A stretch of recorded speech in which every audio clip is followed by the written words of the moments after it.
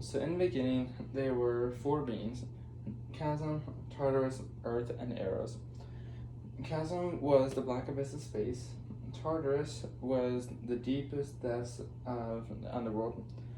Earth was the planet, and then Eros was just love. Now, Chasm had two children, Eros and Night. And Eros had no children, but the Night had from herself Erode, and then a list of other children. But from one of her children, Strife, came another list of children who never procreated.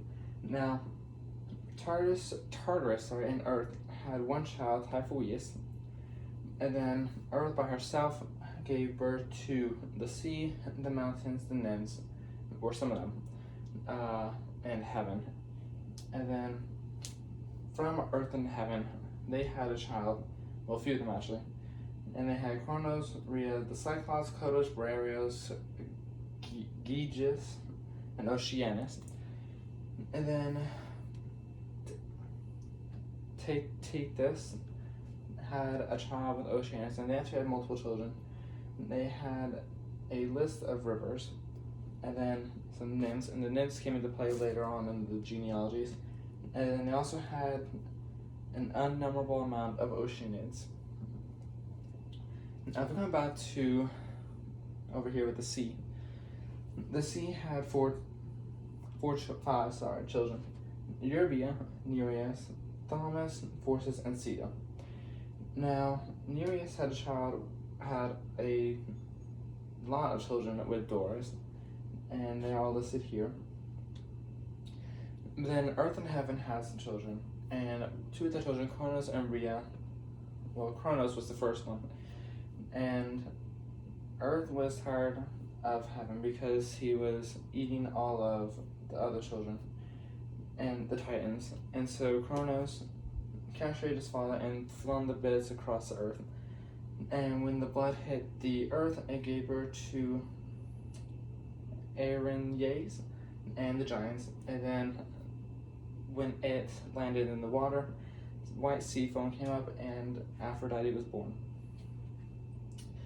And then Kronos and Rhea were the parents of the gods and goddesses of Olympus. And their children were Hestia, Demeter, Hera, Hades, Poseidon, and Zeus. Now, for simplification, so that it wasn't too crowded at the top, many of the children of the nymphs I put down here. And then, so we're going to start with the genealogy of Zeus. So Zeus had a bunch of wives and mistresses. These were Metis, Maya, Eurynome, Hera, Alcmene, Semele, Leto, and Themis. Now, with Metis, he had a daughter Athena, who he ate because of her wisdom. But then in the dim of battle, he asked, I believe it was Ares, to chop off part of his head from a headache, and then Athena was born out of his head. With Demeter, the goddess of spring and the seasons, he had the daughter Persephone, who was then traded off by Zeus to Hades and taken to the underworld. And then through Demeter's cycles of depression and happiness, we got our 4 seasons of the year. Then with Eurynome, Zeus and her had Talia, Aglaia, and Euphrosyne. And then probably the most famous of all Zeus's wives, Hera, since she's the most recent. He had the children Hephaestus, Eileithyia, Ares, and Hebe. And then with Alcmene, they had Heracles, who ended up marrying Hebe. With Semele, he had the child Dionysus, who became the god of wine, and he married Ariadne. And then with Leto, he gave birth to his twins Apollo and Artemis, the goddess of the hunt and the god of sun and many other things. And then also Perseus. And then with Themis, he gave birth to the 3 Fates and the 3 Watchers. Now coming back down here, Hephaestus married Aphrodite, But then Aphrodite had an affair with Ares, which gave birth to terror and fear. Then Aphrodite also gave birth to Cadmus Harmonia, who had a child with Aristaeus, and their children were Ino, Semele, and Aguai. And then Aristaeus and Apollo became married.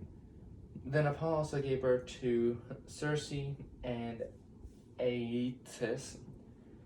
But then while Odysseus was on Circe's island after he got stranded after the Trojan War, he had 2 children with Circe, Agrius and Latinus. But he also had 2 children with Calypso, Nostus and Nausinus. And if we come up here, these are some of the children of the lesser gods, and then also some of the nymphs. We have Phoebe and Koios gave birth to Leto and Asteria. Then Asteria and Persis had the child Hecate.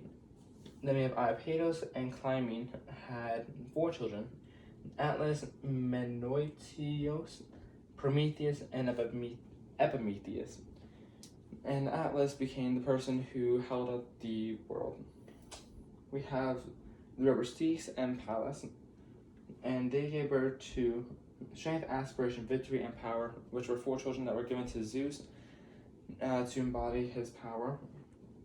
We have Phorcys and Ceto, and they gave birth to Echidna, the 3 old women, or they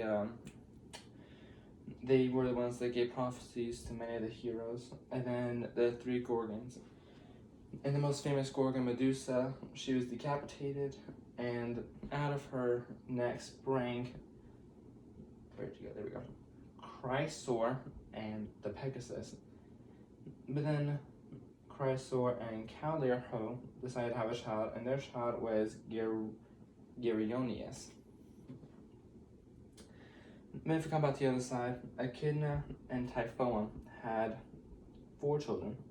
They had Chimera, Cerberus, Orthos, and the Hydra. And then from Chimera and Orthos became the children the Sphinx, well, the 2 monsters, the Sphinx and then the Nemean lion, which was slain by Hercules. And then down here we have Thea and Harperion, which gave birth to the sun, the moon, and Dawn. Then Dawn had children, had children with Cephalus. Their child's name was Phaethon. Then Dawn also had children with Tilhonus, and their children's name was Memnon and Emathion.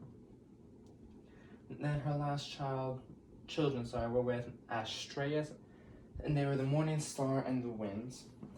And then here we have Thetis and Peleus had Achilles, who was the main character in the Iliad, and from his faults we got the term Achilles' heel. Then we have Aeacus and Samathe, and they gave birth to Phocis. And then we come back one more time to the genealogy of Zeus. We had the Apollo children, and then